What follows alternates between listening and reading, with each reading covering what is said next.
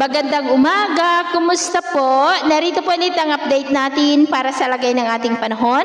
Ngayong umaga po ng June 11, 2024 na kung saan sa ngayon ay habagat pa rin ang patuloy na umiihip dito po sa kanlurang bahagi ng ating bansa habang sa silangan ng Mindanao ay patuloy pa rin po na nag-i-extend dyan ang ITCZ o yung salubungan ng dalawang magkaibang hangin na mula po sa Northern at Southern Hemisphere. At sa ating long range forecast, wala pa rin naman pong bagyo na namamataan na tatawid dito sa ating bansa hanggang sa susunod na 2 linggo. At sa lagay po ng ating panahon, ngayong madaling araw ay maayos ang panahon sa malaking bahagi ng bansa.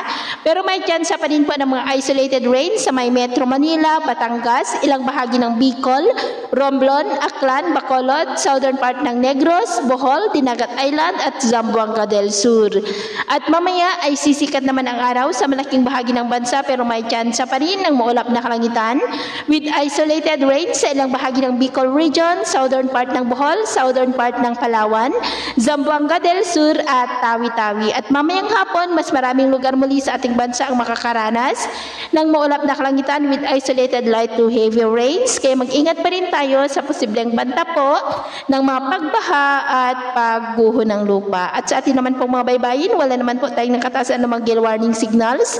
Pero iba yung pag-ingat lamang po kung papalaot tayo para mas makaiwas sa mga sakunang pangkaragatan. So, yun po ng latest update natin sa araw na ito. At ako pumili si James na nagsasabing sa kahit na pagsubok po na darating sa ating buhay, huwag po tayong mawawalan ng pag-asa. Thank you and God bless!